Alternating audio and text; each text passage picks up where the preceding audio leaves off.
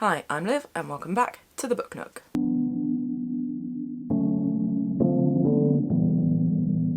Hey guys, so long time no see. I know it's been a few weeks again.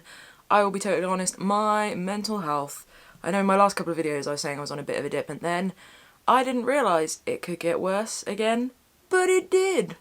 So yeah, my mental health has been about as low as it's been for a good few years now. This last couple of weeks been a bit of a struggle. Today's an okay day though. I'm feeling a bit better and brighter, so I thought, you know what, this stack of books that I've been wanting to haul has been here for a while, so I'm just going to get on and do it. I know at the moment all I'm really doing is hauls and wrap-ups, and that's kind of all I'm really capable of, and I know that they are not the most inventive of videos, perhaps a little bit lazy, and I don't 100% like kind of feeding into the whole inadvertent competitive nature of like buying books and reading books, but I am acknowledging that, and that's kind of all I can do. Well, I could stop making these, but So yeah, that is to say that I know that hauls are kind of lazy, but it's kind of all I'm up to at the minute. So this is a haul of all the books I bought in February because we're in March again. Here it goes again. He always chooses the most inopportune times to want to play, but he's so cute. Chair being used as a scratching post. God, we've got the saucer eyes. I feel like this is a video where the cat might just like appear over the back of the chair, which I don't think anybody would be mad at. Man, my face is blotchy. My birthmark is really out there at the moment. So first up is a graphic novel. This is Die, Volume 1 by Kieran Gillen and Stephanie Hans, and this is one that a mate of mine has been telling me about, and it's kind of about some people who play Dungeons and Dragons and then shit gets real, so here for that. Then a copy of The Appointment by Katharina Volkmar. This is a Fitzcarraldo editions. It's one of their little slimmer ones. I've got a load of Fitzcarraldo editions and I went through a stage of reading more of them and then I found them a little bit too kind of cerebral and heady for where my head was at, but this one sounds really cool. It is about a woman talking to a therapist basically, and I've heard really good things about that. Then a copy of Sword in the Stars by Amy Rose Capetta and Rose McCarthy. This is a follow-up to Once and Future, which you guys may remember me talking about, and I'll link to the video that I talked about it. Oh, will I actually remember to do that? We'll find out. I loved Once and Future, and this is a follow-up following Ari and her merry band and seeing what they get up to. I feel like I may need to reread Once and Future because my memory, she fuzzy. Then now it's in paperback, I picked up a copy of The Midnight Library by Matt Haig. Now, as with many people, I don't have the best relationship with Matt Haig, but I have heard good things about this book, and also it's on my mum's book group, so I thought I'd get it and we can both have a copy and I'll see, maybe I'll read it, maybe I won't. Then I picked up a collected volume of Tove Ditleven's Copenhagen trilogy, Childhood, Youth and Dependency. This is a series of memoirs set in Copenhagen, and it looks really interesting. Heard really good things about that, and I love me that cover, which you cannot see. Then a copy of Ronan Hessian's Leonard and Hungry Paul, published by Blue Moose Books, which I've seen loads of people talking about over the last year or so on Twitter, and I thought, you know what, finally gonna get around and read it. Save this one for when the sunshine comes out, I think. Then a few others that I've picked up on my various exciting trips to the supermarket, which is, you know, highlight of my week. The Gilded Ones by Namina Format. This is Are We Girls or Are We Demons? This is, I think, a YA novel about a girl who discovers she has gold blood instead of red blood, and it makes her one of these gilded ones, and it just sounds really interesting. It's going to be super good. Very excited for this. Then a copy of Adults by Emma Jane Unsworth. Now I know it wasn't in the too distant past that I was saying I really struggle with books about sort of 20-something narrators, particularly female ones, and sort of all of that shenanigans, but I thought I'm gonna give it another go. I heard really good things about this one, and I'm just gonna one last stab in the dark at seeing if I can read a book about a 20-something-year-old narrator and not find it. Then a bit of crime. This is We Begin at the End by Chris Whitaker. I think this was a previous Waterstones Thriller of the Month or something like that. It's a chunky sort of crime one that I saw a couple of posts about on Instagram within the space of like a couple of hours, and I was like, okay, it's a sign, and then I walked into a supermarket and it was there, so that happened. Then a copy of The Last Day by Andrew Hunter Murray. Now I have heard mixed things about this book, but I got this one because Andrew Hunter Murray is one of the QI elves who does the No Such Thing as a Fish podcast, which I've been a huge fan of for years. That got me through some tricky times at uni, going on my walks. That was what got me through. So supporting him, and it sounds kind of cool. One half of the world lives in darkness, one half of the world lives in light, and then something happens, and mixed things I've heard, but giving it a go. Then a couple of books keeping me on Viking brand. I got a copy of Airgil Saga. This is the saga of Airgil Skilgramson, and this is his life. This is Your Life with Michael... what's his face? Can't remember. Used to love that show. I'd always watch it and have no idea who the people were, but my mum and dad enjoyed it, so I just sat there and watched it and enjoyed it too. Anyway, off topic. So, another Icelandic Viking saga. On brand! And another on-brand Viking book. This is Voyages of a Far Traveller by Nancy Marie Brown. This is a book about Gudrid, who it is supposed was one of the first Vikings to travel to America, and she was a woman, and it's looking at what bits of history are plausible and what bits of history are likely, and is that a true story? She's mentioned in a couple of other sagas, and just looking at a Viking woman who was possibly more important than thought. Then I picked up a copy of Costa Book Awards winner Mermaid of Black Conch by Monica Roffi. This sounds really cool. Been meaning to read it for a long time, and when it won the Costa Book Award I was like, okay, let's get my ass into gear. Don't know why that came out so weird.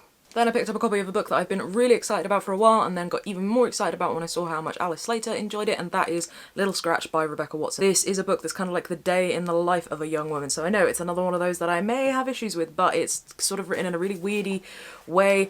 Look at the pages, they're all weird, and just looks like my kind of thing. Hopefully, really excited to try that one. Then time for a couple of hardbacks that I picked up. The first one is one that I've seen on Instagram for a while, and I think it was on like the long list or even a short list for some prize a while ago, and then recently I've seen it on Instagram loads as one that makes you cry, so I got a copy of Betty by Tiffany McDaniel. This is about a child born in a bathtub to a Cherokee father and a white mother, and it explores sort of Native American history, which is something I've said before I know sweet FA about and need to learn more. Apparently it's a real tearjerker and destroys you, so looking forward to it. Now another hardback, this one has been on my radar for a long time and I had it sort of ready to buy as soon as it came out, and that's A River Called Time by Caution Newland.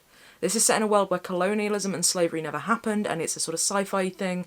There's an ark in space and someone with some special powers and discovers that somebody else has got some special powers. I've deliberately not sort of read too much about it, but what I have read, I'm very excited to get to this. Yes, please. Then another supermarket purchase, actually this one's a hardback that I've seen lots of people talking about, and that's The Sanatorium by Sarah Pearce. It sounds like it's a bit of a Agatha Christie style murder mystery set in an abandoned sanatorium turned hotel, and I've just been hearing good things about it, and it just sounds like something, bit of escapism for a little while, here for it. Now the last one that I've purchased feeds nicely into ones that publishers have kindly sent me, and that is a copy of Stephen Hall's The Rorschach Text. Now this is my second copy of this because I wanted to reread it, and I have a weird attachment to my old copy of it because I read it a long time ago when I was at uni writing a full-on kind of essay about weirdy fiction that does weird things with formats. Always been my thing. And I wanted to give this one a reread. Whether I read it before or after the next one I'm going to talk about, I still haven't decided.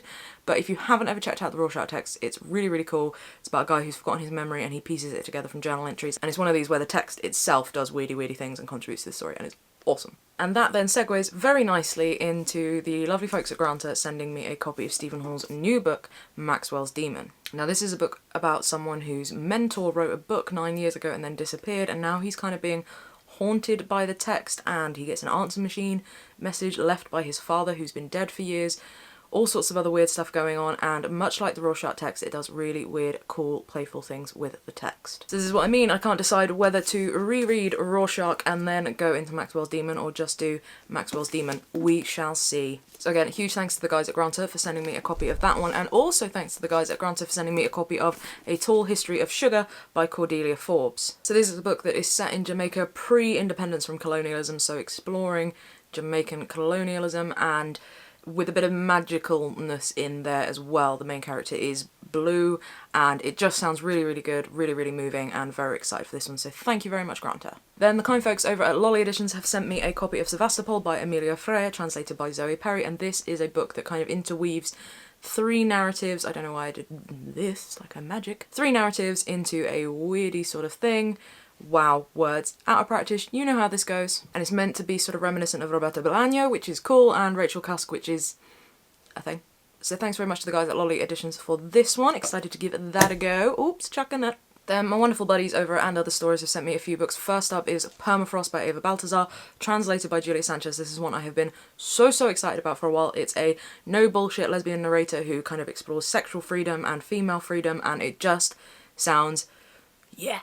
Very excited to get to this one, so thank you And Other Stories for that one. Thank you also for Passages by Anne Quinn, another Anne Quinn that I'm very excited to get to. This is meant to be quite twisty-turny. It's about a woman searching for her lost brother who may or may not have been killed, and I'm just really excited for another Anna Quinn. What can I say? Then finally from Under the Stories, edited by the Feminist Book Societies, This Is How We Come Back Stronger. Now this is a collection of feminist voices that is due to be published on the 1-year anniversary of lockdown, which is the 23rd of March, which is... It's a collection that aims to explore a lot of the inequalities that were even more exposed during the pandemic and lockdown, a lot of things that were sort of going on behind closed doors, and the divide between sort of home and work and all those sorts of things. It promises to be a really, really interesting collection, so I'm very excited to get to this one. So thank you very much, Under the Stories, for those 3 books. Then the lovely folks over at Serpent's Tail have sent me a couple of books that I have seen talked about shed loads on the old Instas and whatnot. First up is Paradise Block by Alice Ash. This is a collection of absurd, weird, haunting short stories, which I'm very much here for, so thank you very much for that one. And finally from Serpent's Tail, a copy of Tori Peters' Detransition Baby, which is a uniquely trans take on motherhood, love and exes you can't quit, apparently. Now I know Alice and Bethany on What Page Pod have done a deep dive on this one as well, and they've both been raving about it. Loads of people have been raving about it. Very, very excited about it. Meant to be awesome. Thank you very much, Serpent's Tail. So, for the shortest month of the year, quite a lot got acquired. It's weird, as I've been filming this, I can feel my mood dipping again a little bit, which is contrary to what usually happens when I film one of these videos, which is slightly weird, but I know it's indicative of where my head is at the moment, and a little bit that my mind is playing on the things that I mentioned at the beginning of the video, where I saw something that somebody said about, you know, hauls are the laziest of videos, and it's correct, they are, and that's what this is, and I'm lazy and that's all I'm capable of at the moment. But I'm also trying to remind myself that it's okay to only do what you can do at the moment. I know lots of people are struggling at the moment. I know I'm very much not alone with how my head is, but when your mental health has been a thing for the majority of your life and you've had a couple of years where everything's been going, you know, fairly linear pretty well, and then you have a really bad slump, it's kind of really hard to shake yourself out of it, and that's kind of where I'm at the moment. But as I say, feeling a bit better today, gonna get on doing some stuff and reading some books. I hope you're all keeping safe and well and looking after yourselves and all of that jazz. Are there any of these books that you are excited about, any of them that you have read, just want to have a chat with me in the comments below? You know where I am. So thanks very much for watching, and I'll see you next time where I'm hopefully a little more on the up. Thank you, and goodbye.